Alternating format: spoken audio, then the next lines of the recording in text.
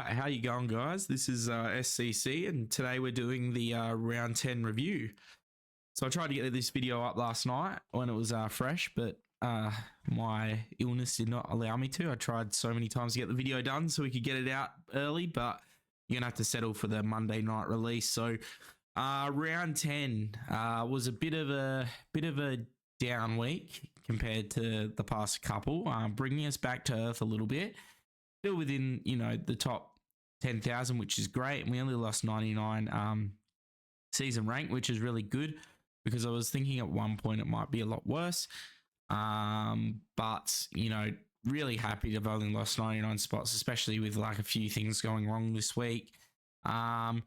Just one of those games where the timing of everything just ruined us. Like I feel like there's been a couple weeks where in order to get the team, in the long term going forward, it was like taking a risk, and the risk didn't really pay off. Like the risk of playing certain players and holding on to certain players to ensure that long term, we would get benefit. And if we'd got one good score, this would be a lot better. But instead, we found ourselves getting a poor score. But that's all right. We'll go through those issues and talk about the team in general. So. Looking at the team, so we scored 2, 3, 5, 8. This is how we went. So, yeah, the defense was actually quite good. All 100 or over, except for Tom Brown. So this was probably the risk that we had to take that didn't pay off. So, and the annoying part is if Gold Coast hadn't played so early, I probably could have played around it as well. Because they played early, I couldn't. So, nothing I could do there. Well, maybe there was, but I probably should have played McAuliffe on field knowing that he'd have a CBA role. But I decided that Closey could start on field in the mid and I'd just bat Brown in. And it didn't work well for me. So that was the only real downer. We got to keep McKercher through that though. The problem was it would mean that I'd have to just go straight McAuliffe, which wouldn't have been the worst, but I was hoping that Brown would get a bit more ball against Brisbane off the back line.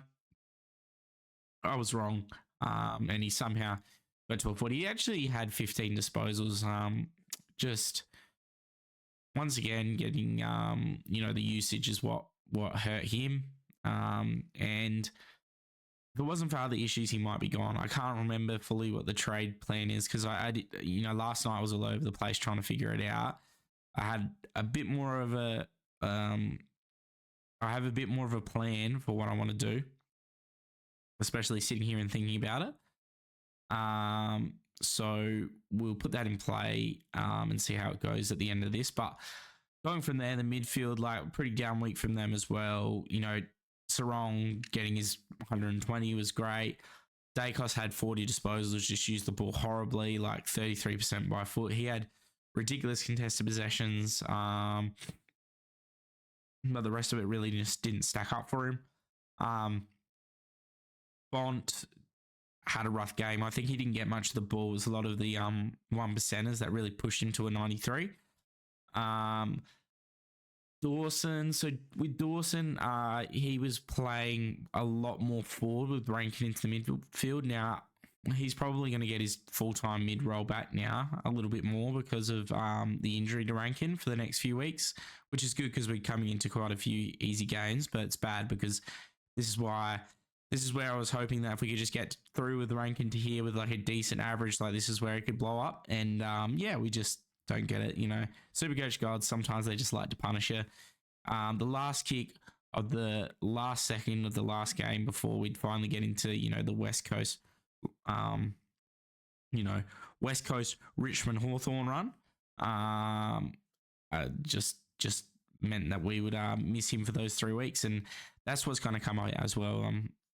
And I know I say a lot, so thanks for the commenter that called that out. I'm trying to work on it. I've just realized as I'm saying this, I'm saying a lot. But yeah, it was really annoying with Rankin to see him get injured in that last, few seconds because he played a really good game. It was a real breakout, midfield pressuring game from, star game from Rankin. He played really, really well. He got 30 disposals, a lot of mid-time. And, for him to go down in the last 2 seconds is really, really frustrating. Pook got a lot of the ball, just same thing. Usage didn't help him. Tom Green dropped off when Giants dropped off really in that game. Hewitt, God, Vossi, why did you have to change this up? Why couldn't he just keep his big CBA role? Like, he is playing off of a forward flank. He started on the bench, and it's just, wow, just he's below what we paid for him at the start of the year, which is frustrating. I thought, you know what, I'll keep Hewitt, and we'll get to the trades in a minute. But I thought, you know what, I'll keep Hewitt. He's got the chance of scoring 80 to 90. If he loses 20K, that's fine. He's still above what I paid for him, but he went a 50. And this 50 only came because he kicked a goal in like the last quarter as well. So this could have been a lot worse. But yeah, first you sub him last week for God knows why, like for rest. When he probably should have been tagging, did they play in round 9? It was someone I thought he definitely was going to be tagging on. He played Melbourne and they did win, so I guess it worked. But God, I just wish that he'd had a full game. Because if he did, we'd be in a lot better spot. Like this would be like 470K instead it's 435. So not great. We went with Closey on field. That was whatever. A lot of teams have him, so that happened. We picked up McAuliffe. I'm pretty happy with this because it looks like Richmond got a lot of injuries. I think they'll persist with McAuliffe. I think they needed flood some more midfielders. And McAuliffe's really, really. He at the start he looked like he was a bit, getting used to the speed of the game, and then as he warmed up, he played really well. I thought there was some really good pickups from him.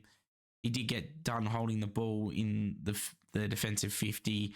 I thought that was unlucky though, because I think he was like looking to do the right thing, trying to find a player rather than just bomb it away like a lot of young players will. And it was a really good pickup. He just was unlucky, and as he gets more experience, he'll be really, really good. And I wish the Crows had stuck with him because he was in our development squads when we with the local SA boys. They have some development squads where they come and train with the Crows, and he was there. But obviously they decided they liked some other players better. But it would have been nice to have Kane. I think he's a real nice inside mid. And he probably something we kind of need a little bit.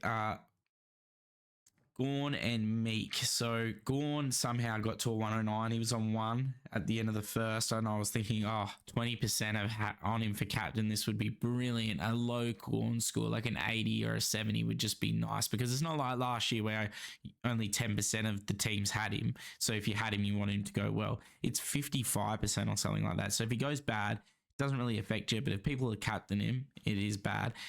And somehow he pumped out 108 over the next 3. So that's just gone. We've been on the benefiting side of this where he's kicked late goals and stuff like that. So you can't complain too much, but it would have just been nice. Meek played really well. Hawthorn were really unlucky to lose that game. I really thought that the umpire's going to put the whistle away a little bit in the last quarter. I thought it was pretty strange. They put it away whenever a player would grab the ball, run through, and then just drop it to get it out. But then they played that free against Weddle for the push. I thought that was pretty weak, or a pretty weak free anyway. I want to talk about the fact that Ken made the change with putting Dixon into the ruck against me because of Vizantini, who actually scored really well. And don't get me into how his scoring works, because I had a look at the fan footy and he had, 9 disposals, around about the same efficiency, less tap out, hit outs. And from what I saw from Meek, a lot of his were to advantage, and yet they still score about the same. So that was really annoying. But yeah, they want to talk about the great move that Cam made, but why didn't he play Sweet to start off with? Because Sweet, is an actual... been in the system a lot longer. He's a bigger ruckman. He could have mustered around with Meek, and they may not have ever been in the situation where they had to come back and win a game on the death knell with a kick through with about a second to go. Like, I don't know, it's just one of those weirder because he was rewarding him for good effort. He played against Geelong, who don't actually have a ruckman. They play undersized, pretty much key backs in there as their ruckman. So you'd think maybe with his height he would dominate the hitouts. And I just thought it was like I thought Swede had played pretty well. So I just thought it was a really rare decision. But anyway, I'm not a coach, so and Port won, so I guess can't complain too much. Heaney, so he played well. Just another regular Heaney lazy. You don't even have to really talk about him much because he just keeps doing it now. So it's just great. Zorko, big game. Glad to have got him in. Second 160 in 3 weeks. I'd probably, this was against easy comp, so can't really say too much about that. Flanders 127, great. Actually against a good team as well. And in TIO, where I thought he might actually struggle because the ball might have been a bit slipperier with the heat, but 127 is great. Rankin, we've already spoke about 125, and then Wilson and Darcy were our rookies on field who did well as well. So this leads us on to what do we do now, because, and this was one reason why I kept the boost in case there was injuries, because we're in a sticky situation where we've got Rankin on field and he can't be moved to the forward or to the midfield and use as a loop because he's not a forward mid. And we now have Livingston and Jones who are both injured. So that would mean we'd have a 0. And I think the news came out about 2 hours ago that Jones is 6 to 8 weeks. The Crows are hoping Rankin's only like 3, which, as I said, is annoying because his next 3 are West Coast, Hawthorn, Richmond. So they would have been good games. Maybe we can get that Richmond game. Maybe he gets a bit of a speedy recovery, but I doubt they'll rush him because they don't want him to re-injure, which is perfectly fine. But it's really left us in a position where we kind of have to try and work out how we're going to, use our players or who we're going to trade, because I'd like to get rid of a few different players, but we really have to work around Rankin. So I came to the realization today that trading out Rankin is not worth it. The reason being is we only really have to get through this week and then we have best 18. So we're going to have 2 weeks of best 18 and then he should be back. And then he'll have his bye after that. Because originally I was thinking, maybe he's just I'd trade him now and get him back on after his bye. But it seems pointless. The team doesn't really go forward. And I'm just going to have to trade him in to trade him back out again. I trade him out to trade him back in again. So there's no point. I'm going to try and work around Rankin, which means trading Darcy Jones. So I'm going to have to use a boost. Pretty much the only way I'd be able to see it with the money is using a boost. And that means Jones goes out. And I think when I last played with the team, it was going to be Hewitt and Brown. I think that was how it was. And what we're looking at in order to get this going, so we're going to get, so there was look, in my opinion, there's 2 players to pick from, really, for rookies this week. So if we go to less than 3 games, just to see what there is anyway, in case I miss some, where is it? It's up the top? Or do they not show it, or have I pressed something? Here it is. All right. So, realistically, Johnston would be all right, but he's 160k elevated. So, it really is this week Fraser and Richards. They're probably the 2 I like. Richards because he's got that big score in him, but Collingwood may look to make some changes this week. So, keep that in mind. Fraser, I just feel like he probably will keep his spot with all the injuries that the Dogs have and like who really is going to take the position from him. So I'm probably going to go with him. We got a few players that might be all right for next week, which is good. Like Dawson, if he can pop a good game against Port, would be all right. But we'll have to keep an eye on that. Even Steely Green, if he can pop a good game. And there's a few others here that could go well. So I'm going to go with Fraser as well with the mid forward. Seems pretty nice. Actually, I know what the trade was now. It's not Brown. I have to keep Brown. It's Wilson. So Wilson's break even is pretty high now. So that's why I'm looking to trade him. Although maybe I won't. We'll just have to see what happens here. But because the money actually says I can just go Brown. So let's try this with Brown first. I'm pretty sure this was it. And I want to get Houston because they have a really good game coming up against North. And it's been really hard to just watch this guy because he is so good. So I just want to get him and not forget about it. So we'll get Houston. And I feel like the value's there. I feel like he's probably at his lowest price. If we look at midfielders, the only one I'm really interested in, like Rao potentially. Let's look at it. Rao potentially because of just the price to his average is pretty good. But then I already have what's his name? Took. So Mera's been worrying me, but they do have a really good run. Although his break even's huge, so it's like if he goes like another 80, he's going to drop a lot of money. So it's probably worth just waiting on him. But he could easily go 160 against Richmond. We've seen, what is it? Like Neil's done it. Who played them the week before? I mean, Ryan went 170. So teams love to go big on him. But he does have, even Gold Coast and Carlton aren't necessarily easy. So you could wait. You definitely could wait on Merritt, I think. I think round 19 is actually where it gets a bit nicer, but that's probably too late. So I'll probably let him go. I like Butters actually. Port still have Richmond again, and they seem to have an all right run. I feel like a lot of people have been overlooking Adam Shalor. He's been really consistent, but he's still that injury risk. But hey, he hasn't got injured yet, so I think there's no reason not to go him. Like if you think he's good, I reckon go him. Crouch is 555, so he's actually gotten fairly well. But then looking down this, there's no one really. I really like Horn Francis, but it's not the year to go him. But like he looks so good. You can see why North was so salty about him leaving. Like he looks really, really good. LDU has had another good game, but he has rough comp in Port Adelaide this week, so I'll probably just skip him for now.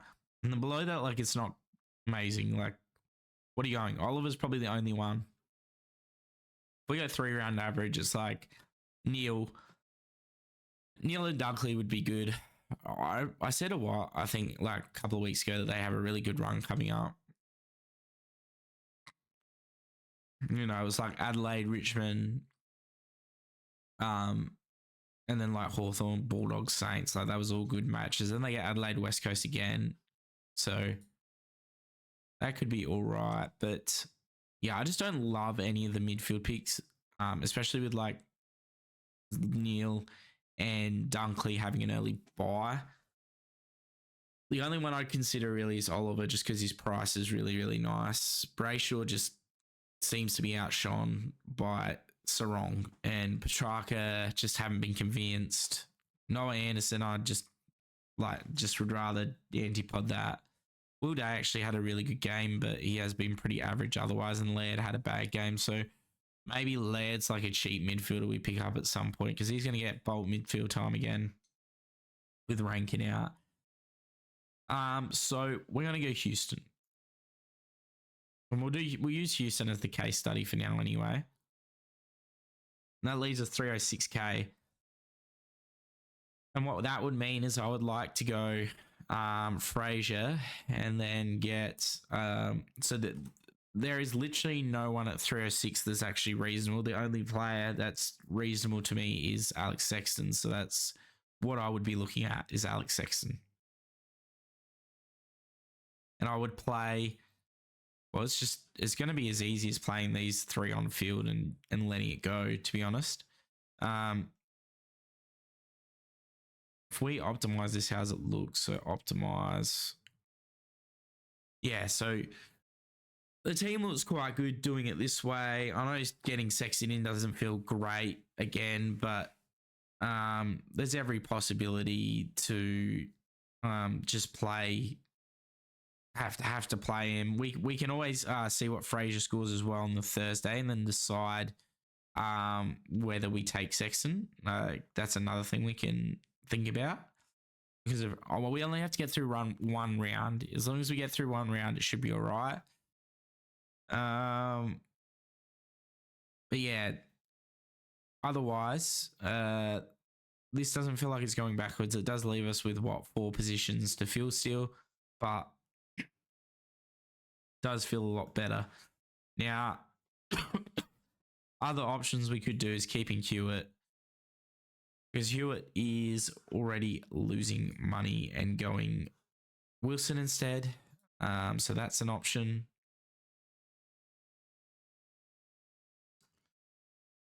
We can't do that way. So if I go like that, and then why is this always going to be so annoying? Just put the trades on.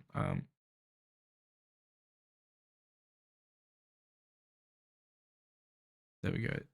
Then we go.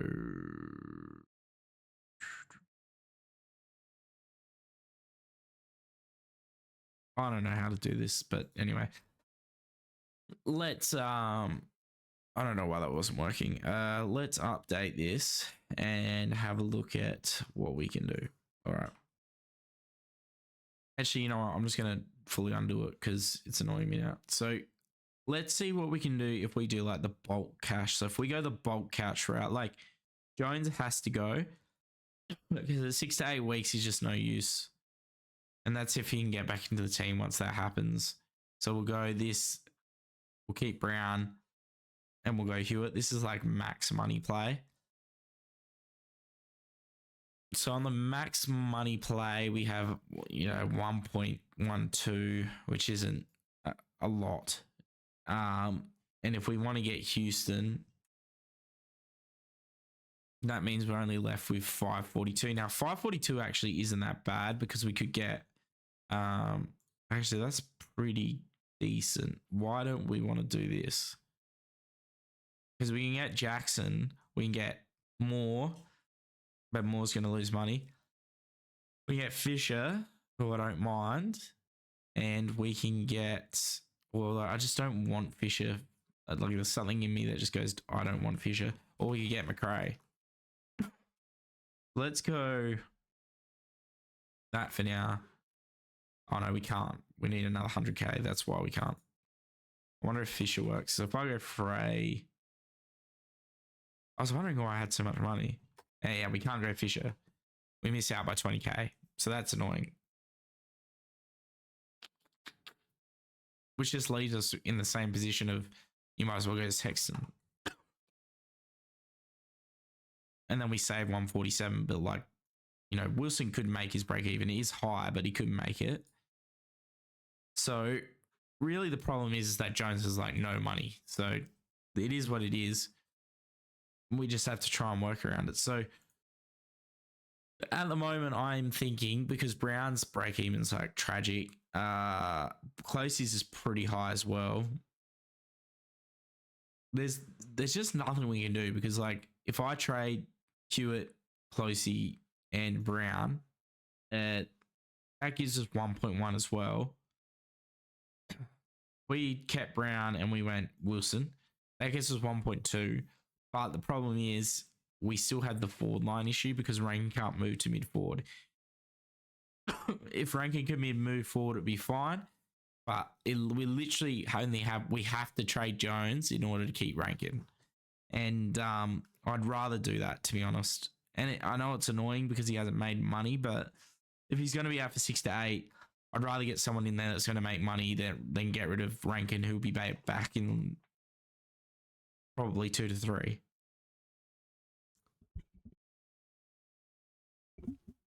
So we'll go with this, Fraser, complete that. 151K. And the only decision is like, based on the break evens, this is still low, 31. That's pretty good. This is getting up high at 76. and this is like probably on the precipice of him losing money. So it feels like this, and this is where to go because Hewitt's is massive. It's like 160. We get Houston, and what other options do we have? Do we have any other options?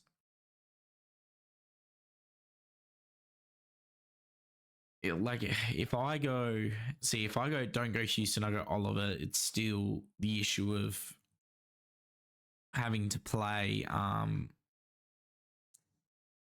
It's still like I can't get Zach Fisher, so it's like pointless. It just feels really risky bringing back in Sexton. But like we just don't have anyone scoring points. And it's probably going to be more annoying to watch everyone have him. Yes, I've lost 70k, but I will mitigate the points going, the cash going forward. David Swallow is really interesting. So, if you look at his heat maps, has actually changed his position. So he's gone from playing majority forward to playing more of a defender last game, and he actually had quite a few CBAs. I just don't think it sticks because he's been like the sub for so long. But if you could tell me he was going to get all those CBAs and keep going, it would be great. Now looking at Revel and Sullivan last week, it looks like Revel was the choice, which is what I thought as well, just with the run they have and the fact that I think they're just going to play him. Plus his DPP, and his score did reflect that. Like it has backed up to where we wanted it. So with a 70. So kudos to everyone who got on Revel. I wish I did. But yeah, like looking at this, like is Revel better? Should I be going Revel is probably the question over Sexton. And that's something that's actually quite I think there's an argument to do that. The reason being they have Hawthorn next week, which is a good run. Like the scoring profile seems to be around about the same. And then I also save 120k doing this, which I can use for upgrades next week. So maybe I go this. And we go Darcy on. I just wish we had some way to fix this. We go Darcy on. Could we put Revel here and somehow loop? I don't think we can. The Revel will just have to play. But, worst comes to worst, I don't think this is like too bad either. Because Revel seems to be pretty nicely set. He's a lot cheaper than Sexton. It only takes 1 week for Sexton to play badly again. Carlton are a decent matchup because there'll be a lot of ball ping back and forth, which you'd think would help him. I don't know. One of these ones where you kind of just have to make up your own mind, don't you? Because if I go... No, there's no point. I could go Butters, though, instead. So I could go and get Butters. Butters just doesn't seem as much value. I'd probably just rather Houston. Although Butters was so good in that last quarter. That's the problem.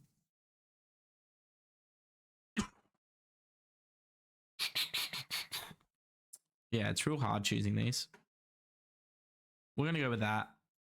Let's have a look at our players. So let's have a look at who else there is.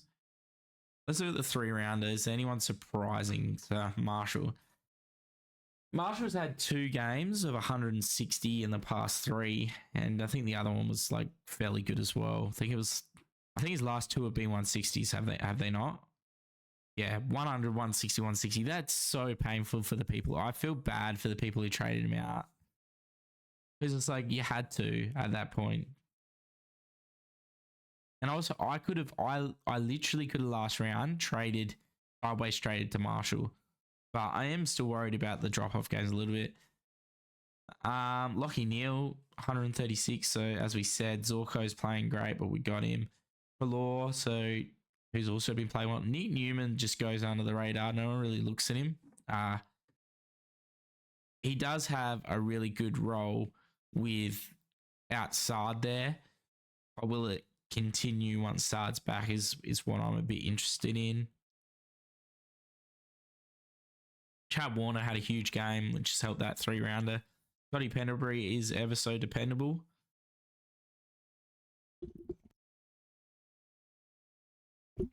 Ed Richards continues on his merry way in that midfield. 517k defender, but he's just too speculative, I think. Grundy's been really good by the looks. Even Hardwick is a defender forward, although I think the 180 really pumps this up. And then we come into Oliver range. So, yeah, as I said, it's kind of a hard decision here, but I don't know. Oliver does look good. Like, he's getting those numbers back up. So that wouldn't be too bad to get as well. It would leave us with a lot of money next week to get an upgrade done. But Houston has North as well, which just seems like a dream. I think I'm going to stick with Houston, although he'll probably have his worst game knowing my luck. Now, I keep talking about these. Surely this is not the optimized team. Right. So, as far as this goes, I'm not really decided on Revel versus Sexton. But it does feel better going Revel just for the fact that he's a lot cheaper. So with that, it kind of makes things a bit better for me. Otherwise, team's pretty set as it is. I don't even know if we're going to upgrade Meek in the end because he's been pretty solid. I think this week's kind of telling because I feel like OMAC might be a bit harder, but we'll see. Has he got many games against the Brisbane? He had a 108. It's pretty good. Rob will be hard and Briggs could be hard as well, but I feel like this would have been a shared game. So if you want to talk about the trade from last week, so we went Reed and Graham for McAuliffe and Zorko. And looking back on this, I wish I'd gone Hewitt for instead of Reed because that would have made things a little bit easier this week. And Reed looks like he's going to continue to make money as well. So you would have just thought Melbourne with a quality midfield of Oliver and Petrarca could hold the 19-year-old down, but apparently he could not, and he's a bloody freak. So I guess there's that. But anyway, yeah, that's it for this video. I think I mean a lot of this has just been rambling about what trades I want to do. We'll try and do a few another videos sometime this week. Maybe look a little bit more into players as news comes out. Yeah, obviously couldn't get online over the weekend with the illness to do the normal post-conference match videos on Friday and Saturday. We'll try and get back to them this week if time allows, because I do really enjoy doing them, and I get a lot of people seem to enjoy watching them as well, so that's good as well. Yeah, probably the main thing to take out of this week. It's really frustrating with the Rankin injury. I think that's the big thing because he had really a good run coming up, and then outside of that, having to play Brown because McKerch is injured sucked. I think and Hewitt just getting put on a forward flank and not scoring as well. I bet you he'll go back and be great. And then also Tom Power suddenly getting CBAs again and Fisher playing that backline role because Clarko's decided to change the team around again. Brilliant. Thanks, Clarko. But anyway, thanks for watching. I know this has been a very long and a bit of dribble, to be honest, but sometimes it's good to get your thoughts out on the video. If you enjoyed it, give us a like, hit subscribe, and we'll see you in the next one. Cheers.